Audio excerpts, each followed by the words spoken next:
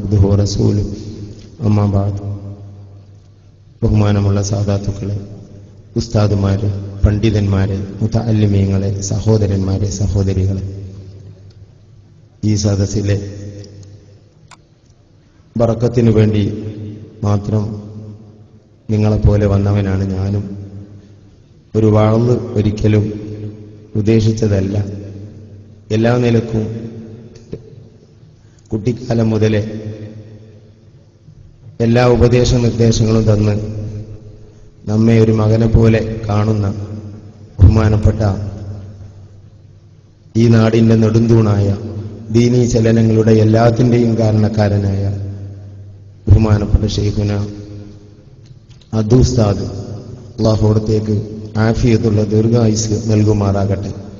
ഈ കാണുന്ന എല്ലാ വളർച്ചയും ഈ നാടിന് കിട്ടിയത് അവിടത്തെ കൊണ്ടാണ്. അല്ലാഹു എല്ലാ ആഫിയത്തും കൊടുത്ത് നീണ്ടകാലം നമുക്ക് തണലായി അല്ലാഹു നമുക്കവരെ നിലനിർത്തി തരുമാറാകട്ടെ. ബഹുമാനപ്പെട്ട സാദാത്തുക്കൾക്കും ഉസ്താദുമാർക്കൊക്കെ പോകാനുണ്ടായതുകൊണ്ട് അവർക്കൊക്കെ നേരം വൈകുന്നവരാണ്.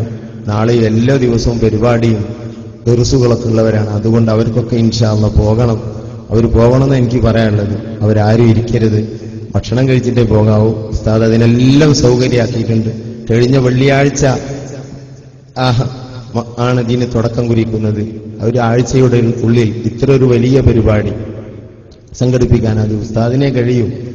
ഉസ്താദിന്റെ മനസ്സ് അത്രയും അൽഹംദുലില്ലാഹ് വളർന്നതാണ്. അല്ലാഹു എത്രയോ അനുഭവങ്ങൾ നമുക്ക് ഈ നാട്ടുകാർക്ക് ഇഷ്ടം പോലെ ഉണ്ട്. അത് അവിടുത്തെ ഇരുത്തിക്കൊണ്ട് പറയുന്നത് ഇഷ്ടപ്പെടുകയില്ല. അതുകൊണ്ട് ഞാൻ അതിലേക്ക് കടക്കുന്നില്ല.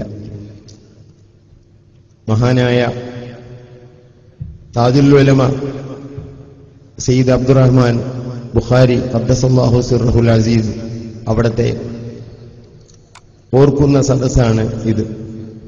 അവിടുത്തെ വലിയപ്പയായ ഖുതുബുൽ അഖ്താബ് സയ്യിദി അബ്ദുൽ ഖാദിർ ജീലാനി ഖദ്ദസല്ലാഹു സിർറഹുൽ അസീസ് അവിടുത്തെ സദസ്സാണിത്. മഹാന്മാരായ ഔലിയാക്കളുടെ വഴി, ആ വഴിയിൽ നീങ്ങുന്നവരാണ് നമ്മുടെ നേതാക്കന്മാർ. ആഖിറത്തിലേക്ക് ഉള്ള വഴി അത് മാത്രമാണ്. ഒരു മൂലയിൽ ഒതുങ്ങിയിരുന്ന് സമൂഹത്തോട് ബന്ധപ്പെടാതെ ജീവിച്ചവരെല്ലാം അമ്പിയാക്കൾ. അമ്പിയാക്കൾ പുറത്തിറങ്ങി പ്രവർത്തിച്ചവരാണ്. മാലിഹാദർ റസൂൽ യഅ്കുലു ത്വആം വയംശി ഫിൽ അസ്വാഖ്. പുറത്തിറങ്ങുന്ന ഒരു സ്വഭാവമാണ് നുബുവത്തിന്റെ സ്വഭാവം. അതിന്റെ അനന്തരക്കാരും ആ സ്വഭാവമുള്ളവരാണ്. ജീലാനിതങ്ങൾ എന്ന് പറയുമ്പോ, ഔദുലാളം എന്ന് പറയുമ്പോ പലരും മനസ്സിലാക്കിയത് ഒരു മൂലയിൽ ദിക്റും ചൊല്ലിയിരുന്ന് എന്നാണ്. പലരും അങ്ങനെയാണ് തെറ്റിദ്ധരിച്ചത്. ത്വരീഖത്ത് എന്നാൽ അതാണെന്നാണ് പലരും തെറ്റിദ്ധരിച്ചത്. വാസ്തവത്തിൽ ത്വരീഖത്തിന്റെ മശായിഖിൽ അങ്ങനെ ഒരു വ്യക്തി കഴിഞ്ഞിട്ടേയില്ല. ആയിരക്കണക്കിന് ത്വരീഖിന്റെ മശായിഖുകൾ കഴിഞ്ഞുപോയിട്ടുണ്ട്. അവര് മുഴുവനും സമൂഹത്തിലിറങ്ങി പ്രവർത്തിച്ചവരാണ്, വാളു പറഞ്ഞവരാണ്, പ്രസംഗിച്ചവരാണ്, ദിർസ് നടത്തിയവരാണ്. ഒരു മൂലയിൽ ഇരുന്ന് ആരെയും കാണില്ല, ഒരാളെ പോലും പറയാൻ കഴിയില്ല. സൂഫിയാക്കളിൽ അങ്ങനെയുണ്ട്. സൂഫിയാക്കളിൽ പുറത്തിറങ്ങാത്ത ആളുകളുണ്ട്. ത്വരീഖത്തിന്റെ മശായിഖ് മുഴുവനും പ്രാസംഗികന്മാരാണ്, കിതാബ് ഓതി പഠിച്ചവരാണ്, ഹദീസ് പഠിച്ചവരാണ്, സമൂഹത്തിൽ ഇറങ്ങിയവരാണ്. അങ്ങനെയല്ലാത്തൊരു ത്വരീഖിന്റെ മശായിഖിനെ കാണിച്ചു തരാൻ ആർക്കും കഴിയില്ല, ഒരു കിതാബിലും പറഞ്ഞിട്ടുമില്ല. ഇത്തരം പ്രവർത്തനങ്ങൾ, സമൂഹത്തിലേക്ക് ഇറങ്ങിക്കൊണ്ടുള്ള പ്രവർത്തനങ്ങൾ, അതാണ് അംബിയാഇന്റെ സ്വഭാവം, അതാണ് ഔലിയായിൽ നേതാക്കന്മാരുടെ സ്വഭാവം. അതിൽ ഒന്നാമനായിരുന്നു ജീലാനി തങ്ങൾ. ഭരണരംഗത്തിറങ്ങി ഭരണകൂടത്തിലേക്ക് ചെന്ന് അവരെ ഉത്ഭുതരാക്കുന്ന സ്വഭാവം മഹാനവറുകൾക്കുണ്ടായിരുന്നു. തബ്രീഹുൽ ഖാത്തിറിൽ കാണാം, അക്കാലത്ത് ഇബ്നു മസാഹിം എന്ന് പറയുന്ന ഒരുത്തനെ ഖാളിയായി അവിടുത്തെ ഭരണാധികാരി നിശ്ചയിച്ചു. തബ്രീഹുൽ ഖാത്തിറല്ല, ഖലായിദുൽ ജവാഹിറിൽ അല്ലാമ താദഫി പറയുന്നു, ഇബ്നു മസാഹിം എന്ന് പറയുന്നത് പണ്ഡിതനാണ്. ഒരു പണ്ഡിതനെ ഖാളിയായി നിശ്ചയിച്ചു. ഭരണകൂടത്തിന് പണ്ഡിതന്മാരുടെ തഖ്വയോ അവരുടെ വളർച്ചയോ അവരുടെ ആന്തരികമോ അറിഞ്ഞോളണമെന്നില്ല.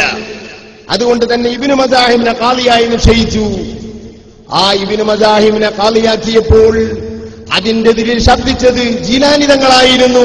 നോക്കി നിങ്ങൾ, അനർഹനായ ആളെ ഖാളിയാക്കിയപ്പോൾ ഭരണകൂടത്തിൽ ചെന്ന് പ്രസംഗം നടത്തിയത് ജീലാനിയാണ്. അവിടുത്തെ പ്രസംഗം, അവിടുത്തെ ഭരണാധികാരിയോട് പ്രസംഗിച്ച വാക്കുകൾ ഇന്നും അലായിദിൽ കാണാം.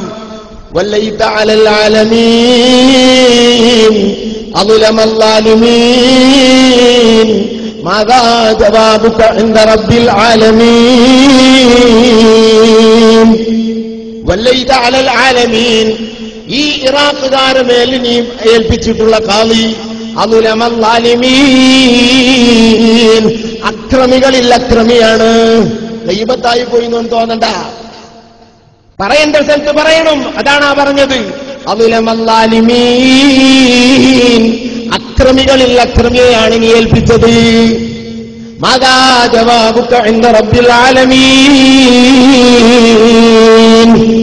ലോകത്തെ പോറ്റുന്ന റബ്ബിന്റെ മുമ്പിൽ ആരൊക്കെ ഭരണത്തിൽ കൊണ്ടുവരാൻ അവകാശം കിട്ടി അതിനുള്ള കഴിവ് കൊടുത്ത നിന്റെ ഇഷ്ടത്തിന് ചെയ്തത്, ദീനിന്റെ കീഴിൽ ചെയ്തത് റബ്ബ് ചോദിക്കുമ്പോൾ അവൻ അക്രമത്തിന് കൂട്ടുനിൽക്കുന്നവനല്ല, അവൻ കാരുണ്യവാനാണ്.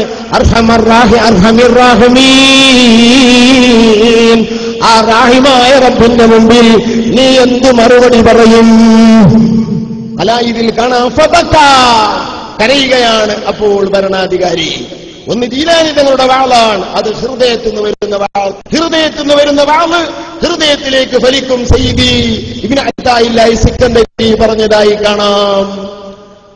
മഹാനായ ജീലാനി തങ്ങൾ പൊതുവെ സമൂഹത്തിൽ ഇറങ്ങി പ്രവർത്തിച്ചവരാണ്. ആഴ്ചയിൽ വലിയ ജനാവലിയോട് 2 പ്രസംഗം നടത്തുമായിരുന്നു. പലരും തെറ്റിദ്ധരിച്ചു ത്വരീഖത്ത് എന്ന് പറഞ്ഞാൽ പ്രസംഗിക്കുന്നവരൊന്നും ത്വരീഖത്തുകാരല്ല, അവർക്കൊന്നും ത്വരീഖത്ത് അറിയില്ല, സംഘടനകളൊന്നും ത്വരീഖത്തിനില്ല. സുബ്ഹാനല്ലാഹ്, കഴിഞ്ഞുപോയ ഔലിയാന്റെ മുഴുവൻ ജോലിയും ഇതായിരുന്നു: സമൂഹത്തിൽ ഇറങ്ങിക്കൊണ്ട് പ്രവർത്തിക്കുക, സാമൂഹിക പ്രവർത്തനങ്ങൾക്ക് നേതൃത്വം കൊടുക്കുക. ജീലാനി തങ്ങൾ നടത്തിയിരുന്ന ദർസ് 650ഓളം വിദ്യാർത്ഥികൾ തുടരെ ആ ദർസിലുണ്ടായിരുന്നു.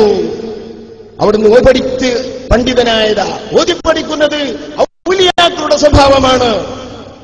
ബഹിജയിൽ കാണാം, തഫ്രീഖിൽ കാണാം, ഖുറത്തിൽ കാണാം, ഖലായിദിൽ കാണാം, പല സ്ഥലത്തും കാണാം ജീലാനി തങ്ങൾ കിതാബ് ഓതിയിരുന്ന രംഗം. ഹദീസിന്റെ കിതാബുകൾ പഠിച്ചിട്ട് ഒറ്റയ്ക്കിരുന്നത് കാണാതെ പഠിക്കലായിരുന്നു സ്വഭാവം. 40ഓളം തഫ്സീറുകൾ, ഒരൊറ്റ ആയത്തിന്റെ തഫ്സീർ ഇൽഹാമിലൂടെ കിട്ടിയത് അല്ലാതെ തന്നെ കിതാബ് മുത്താലയ ചെയ്തുകൊണ്ട് ജീലാനി തങ്ങൾക്കുണ്ടായിരുന്നു. ബഹ്ദ എടുത്തു നോക്കി കാണാം. കിതാബ് മുത്താലയ ചെയ്യുക അത് ഔലിയാന്റെ വഴിയാണ്. ഇന്നുള്ള നമ്മുടെ ഉലമാ ചെയ്യുന്നത് ഔലിയാന്റെ റൂട്ടാണ്. അതാണ് ത്വരീഖത്ത്. അത് നമ്മൾ മനസ്സിലാക്കണം. ഏതെങ്കിലും ഭാഗത്ത് ഇരുന്ന് എന്തെങ്കിലും ചൊല്ലി പറഞ്ഞുകൊണ്ട് മാത്രം വിലായത്തിലേക്ക് എത്തി, അല്ലെങ്കിൽ ഉയർന്ന സ്ഥാനത്തേക്ക് എത്തി എന്ന് വാദിക്കുന്നത് പാടേ ബൗഢ്യമാണ്. അത് ഇസ്ലാം അറിയാത്ത കേസാണ്. ഇഷ്ടം പോലെ ഈ രംഗങ്ങൾ അയിമ്മത്തിന്റെ ജീലാനി തങ്ങളുടെ ചരിത്രത്തിൽ നമുക്ക് നോക്കിയാൽ കാണാൻ കഴിയും. വല്ലാതെ ദീനിന് പ്രവർത്തിച്ചവരാ ജീലാനി തങ്ങൾ. ഒരാളെ കാണാതെ വന്നാൽ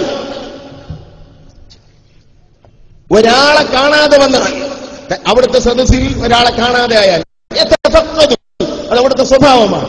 നോക്കി നിങ്ങൾ, എവിടെ മൂപ്പര് പോയത്? വല്ല അസുഖണ്ടെന്ന് കേട്ടാ അവിടെ പോകും. ഈ ഒരു സ്വഭാവം സമൂഹത്തിൽ ഇറങ്ങിക്കൊണ്ടുള്ള ഉസ്താദിനെ പോലുള്ള, AP ഉസ്താദിനെ പോലുള്ള, നമ്മുടെ ഉലമാഇനെ പോലുള്ള പ്രവർത്തനം മാത്രമായിരുന്നു അവർ കാഴ്ചവെച്ചിരുന്നത്. ഉള്ളാളത്തുനിന്ന് ബഹുമാനപ്പെട്ട താജുൽ ഉലമ, ഞാൻ പലപ്പോഴും ചിന്തിക്കാറുണ്ട്, ജാലിയത്തുനിന്ന് പകരയിലെത്തുമ്പോഴേക്കും കാലിന്റെ മുട്ടും ഊരൊക്കെ വേദനയായിട്ടൊന്ന് ഇറങ്ങണമെന്ന് ആഗ്രഹിക്കുന്ന ഒരു 46 വയസ്സെത്തിയെടുത്തനാ ഞാൻ. 95 വയസ്സുള്ള പാപ്പയുടെ അവസ്ഥ പലപ്പോഴും ചിന്തിക്കാറുണ്ട്. എത്ര ദിക്റിന് നേതൃത്വം കൊടുക്കാൻ നമ്മുടെ നേതൃത്വത്തിൽ, നമ്മുടെ സ്റ്റേജുകൾ ഏതുണ്ടോ ബഹുമാനപ്പെട്ടവർക്ക് ഒരു പൊടി കഴിയുമെങ്കിൽ ആ കാർ യാത്ര ചെയ്തുകൊണ്ട് വരുമായിരുന്നു. ശ്വാസം വിടാൻ കഴിയാതൊക്കെ എത്ര സ്റ്റേജിലാ വന്നിരുന്നത്. ആഖിറബോധമുള്ള ഒരു പണ്ഡിതൻ. സുബ്ഹാനല്ലാഹ്. ജീലാനി തങ്ങളെ പറയുമ്പോൾ ഉള്ളാലത്തെ പാപ്പാനെ നേരിട്ട് കണ്ട ആളുകൾക്ക് ജീലാനി തങ്ങളെ കിതാബ് നോക്കുമ്പോൾ ഒരു പതിപ്പായി മനസ്സിലാക്കാൻ കഴിയും. ബഹുമാനപ്പെട്ട ഉള്ളാലത്തെ പാപ്പനെ, ഉപ്പാപ്പ ജീലാനി തങ്ങളെ അല്ലാഹു തആല കൊണ്ടുപോയ മാസം തന്നെയാണ് ഉപ്പാപ്പയെ കൊണ്ടുപോയത്. റബീഉൽ ആഖിറിന്റെ 1 പാപ്പ പോയ ദിവസം തന്നെ അവിടുന്ന് പോയി പലപ്പോഴും അവിടുന്ന് പറയലും ഉണ്ടായിട്ടുണ്ട്. ഇത് റബീഉൽ ആഖിറാണ്, ഞാൻ ഈ വർഷം മരിക്കുമോ, ഞാൻ ഈ മാസത്തിലാ ജനിച്ചിട്ടുള്ളത് എന്നൊക്കെ പറയാറുണ്ടായിരുന്നു. മഹാനവറുകളുടെ ഉസ്താദുമാർ ഷംസുലുലമ വഫാത്തായത് 3-ന്, 2-നാണ് കണ്ണിയത്ത് ഉസ്താദ് വഫാത്തായത്. അവരൊക്കെ ഖാദിരികളായിരുന്നു, ജീലാനി തങ്ങളുടെ മക്കളായിരുന്നു. അതിൽ ഒന്നാമനാ ബഹുമാനപ്പെട്ടവർ, അതെന്നെ ഒന്നിനു പോയത്. അള്ളാഹു അടുത്ത ദറജയേറ്റി കൊടുക്കട്ടെ. വലിയ ആബിദ്, വലിയ സൂഫി, വലിയ ആഷിഖ്, ഏതൊക്കെ വിശേഷണമാണ് അവിടത്തേക്ക് നാം പറയാൻ എന്തൊക്കെയാണ് പറയേണ്ടത്? എല്ലാത്തിനും അർഹനായിരുന്നു. വലിയ ബുദ്ധിമാനി. ഷംസുലുലമയുടെ മക്കളിൽ ഇത്ര ഉയർന്ന ഒരാളുണ്ടാവുകയില്ല. കണ്ണിയത്തിന്റെ ദിൽമീതന്മാരിൽ വളരെ സ്ഥാനമെത്തിച്ചവർ, അവർക്ക് ബഹുമാനിച്ചിരുന്ന മകൻ, അവിടെ കണ്ണിയത്തിന്റെ അവിടുത്തെ മകൻ പറഞ്ഞില്ലേ, ഉപ്പ കൈമുത്തിയിരുന്നു. അതാണ് ഉള്ളാർന്ന് പാപ്പ. വല്ലാത്ത സ്ഥാനമെത്തിച്ചവർ, എത്ര കറാമത്തുകൾ ഉണ്ടായിരുന്നു. വല്ലാത്ത സാഹിബ്, വല്ലാത്ത മുത്തഖി, വല്ലാത്ത ആബിദ്. ഈ അവിടുന്ന് എഴുന്നേൽക്കാൻ കഴിയാത്ത അവസ്ഥയിലും ഒരു ഫർള് ഇരുന്ന് നിസ്കരിക്കാറില്ല. ചാലിയത്താണ്, ഞാൻ നിൽക്കുന്ന പള്ളിയിലാണ്. വീട്ടിലുണ്ടെങ്കിൽ 99% ജുമാക്ക് വരാറുള്ളത്. മൂത്രത്തിന് വിഷമമുണ്ടായതുകൊണ്ട് വളരെ വൈകിയാണ് വരാറുള്ളത്. ജുമാക്ക് ഉദുറുള്ളവരാ ഉപ്പാപ്പ. ഫിഖഹിന്റെ മസ്അല അനുസരിച്ച് ജുമാക്ക് ഉദുറുള്ളവരാ, നിൽക്കാൻ ഉദുറുള്ളവരാ. പക്ഷെ ആ ഉദുറെടുക്കാറില്ല, ജുമാ ഒഴിവാക്കാറില്ല. എന്നിട്ട് വന്നിട്ട് ആ വന്ന ഉടനെ തന്നെ തഹിയ്യ നിസ്കരിക്കാതെ പള്ളിയിൽ ഇരിക്കുന്നത് ഞാൻ കണ്ടിട്ടില്ല. എന്തൊരു തഖ്വയായിരുന്നു, സുബ്ഹാനല്ലാഹ്. എന്നിട്ട് ഇരുന്ന് ഒരു റക്അത്ത് നിന്ന് നിസ്കരിക്കും, പിന്നെ എഴുന്നേൽക്കാൻ പ്രയാസം, അവിടെ ഇരിക്കും. ഒരു റവാത്തിബ് ഒഴിവാക്കാറില്ല, ഒരു ദുഹാ ഖളാക്കാറില്ല. എന്നെങ്കിലുമല്ല, എന്നുമുള്ള അവസ്ഥയാണ്. ബഹുമാനപ്പെട്ട ഫൈസി ഉസ്താദ് പറഞ്ഞില്ലേ, 16 വയസ്സ് മുതൽ വിത്ർ ഖളാക്കിയിട്ടില്ല. ആർക്കുണ്ടങ്ങനെ പറയാൻ? 12 റക്അത്ത് ദുഹാ നിസ്കരിക്കാത്ത ദിവസമില്ല. തഹജ്ജുദ് ഖളാക്കാറില്ല. 95 വയസ്സുള്ള ഉപ്പാപ്പ ഒരു ഖാദിമിനെ റൂമിൽ കയറ്റാറില്ല. ഒരു ഖാദിമ് റൂമിൽ ചെല്ലുന്നത് ഇഷ്ടമല്ല രാത്രിയിലൊന്നും. കാലുവേദനയില്ലേ, കാലൊന്ന് ഒഴിഞ്ഞു കൊടുക്കാൻ ശിഷ്യന്മാർക്ക് താല്പര്യമുണ്ട്, ചെയ്യിപ്പിക്കാറില്ല.